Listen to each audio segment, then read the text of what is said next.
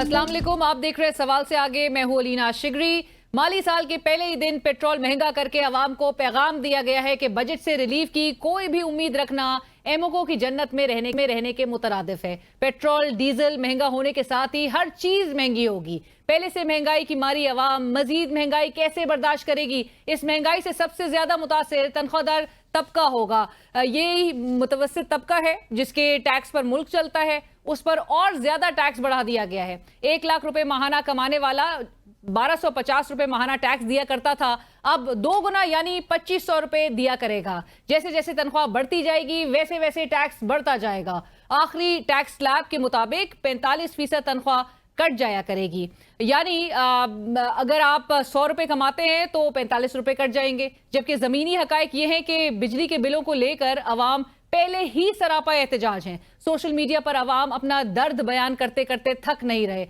आज 400 यूनिट का बिल 20,000 रुपए से जायद है, जबकि मौजूदा हुक्मरान जब अवाम को सुहाने ख्वाब दिखाया करते थे तो क्या कुछ नहीं कहा जाता था। गरीब के घर की लाइट और फ्रिज चलेगा मगर बिल नहीं आएगा।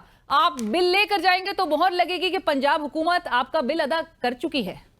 का पंखा भी चलेगा, लाइट भी जलेगी, फ्रिज भी चलेगा, लेकिन महीने का बिल नहीं आएगा। और जब वो दफ्तर जाएगा बिल लेने के लिए, उसके बिल पर लिखा होगा कि आपका बिल हुकूमत पंजाब ने अदा कर दिया है। थोड़ा और माजी में जाएं तो मरियम नवाज साहिबा ही थी जो बयान दिया करती थी कि अगर पेट्रोल महंगा होता है तो समझ जाया करें कि वजीर आजम चोर है। जब बिजली और पेट्रोल की कीमतों में इजाफा हो तो समझ जाओ कि वजीर आजम चोर है। सिंध के हाकिम भी कुछ कम नहीं। इलेक्शन कैंपेन के दौरान बहुत कुछ कहा करते थे। फ्री बिजली बांटने के किस तरह से दावे किया करते थे। आसफा भुट्टो साहिबा और बिलावल भुट्टो जरदारी भी 300 यूनिट फ्री बिजली देने के बहुत वादे अवाम से कर चुके हैं।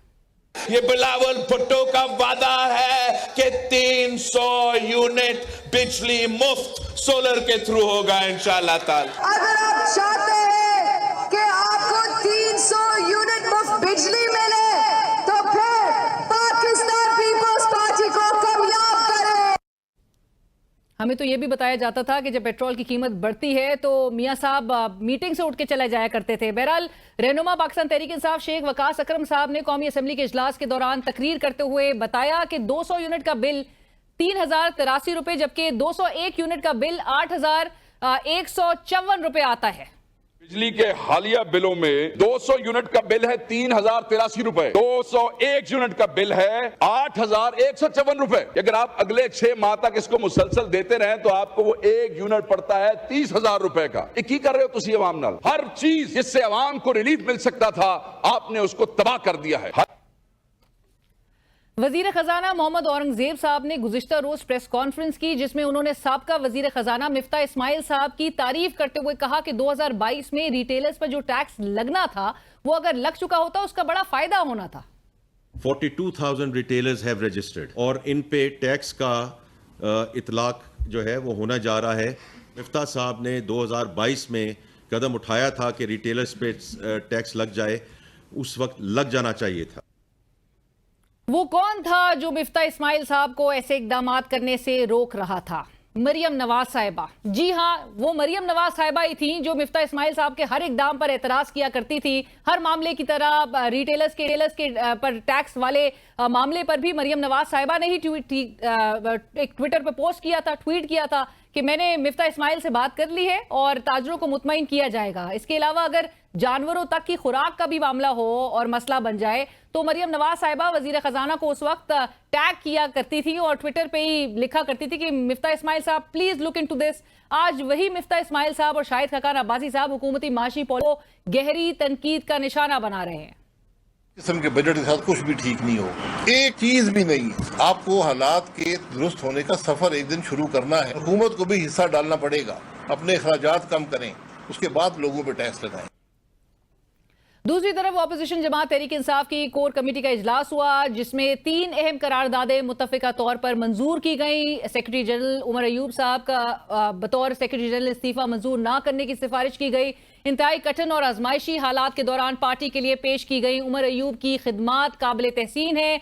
कमेटी उमर अयूब से पार्टी ओहदे से अपना इस्तीफा वापस लेने की दरख्वास्त करती है। कोर कमेटी ने ताहयात बानी इमरान खान से उमर अयूब का इस्तीफा मंजूर ना करने की दरख्वास्त की है। एलामिया के मुताबिक उन तमाम साबका रहनुमाओं की शदीद अल्फाज में मजम्मत की गई। इस हवाले से भी रेजोल्यूशन आज पेश की गई, जिन्होंने हसास और अहम तरीन मोड़ पर पार्टी से राहें जुदा कर ली थी। एलामिया में कहा गया कि मुश्किल वक्त में पार्टी छोड़ जाने वालों के पास बाहर बैठकर पार्टी मामलात पर तबसरा आराई करने का कोई इखलाकी जवाज या इख्तियार नहीं है। पार्टी का ऐसे तमाम अफराद से कोई सरोकार है, ना ही उनके बयानात किसी तौर पर पार्टी मामलात पर असरअंदाज हो सकते हैं। मुश्किल वक्त में राहें जुदा करने वाले लोग पार्टी के लिए फिर से कभी काबिले कबूल नहीं होंगे। वो तमाम अफराद जिन्हें अपने किए पर अफसोस है, उनके मुतालिक फैसला इमरान खान साहब की स्वाबदीद है। ऑपोजिशन की एक और जमात JUI की बात करें हम तो JUI बड़ी जारहाना सियासत अपनाए हुए है।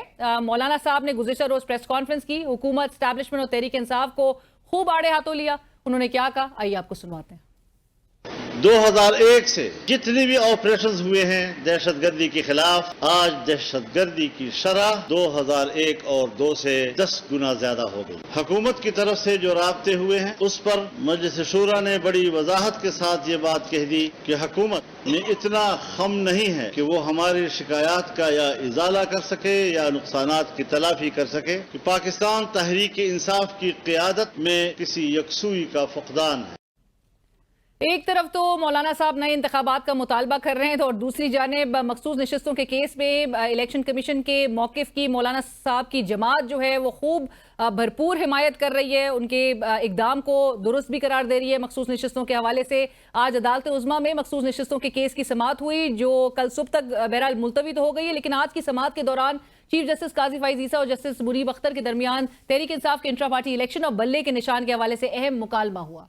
कानून कहता है इलेक्शन करा लें, वो आपको करना था एक सर्टेन मुद्दत में। वो इलेक्शन इंट्रा पार्टी उन्होंने कर लिए थे। सवाल ये था कि whether they came up, whether they lawful or not. Particular point ultimately actually crystallized on the 13th of January when it attained finality with the judgment of the Supreme Court. जबकि justice Athar Minallah ने remarks दिए कि election commission का एक सियासी जमात को इंतखाबात से बाहर करने के बाद तनाज़ा हुआ। जहाँ पे ये सारा क्राइसिस या कंट्रोवर्सी क्रिएट हुई है, one political party has been virtually eliminated by the election commission, there would have been no controversy.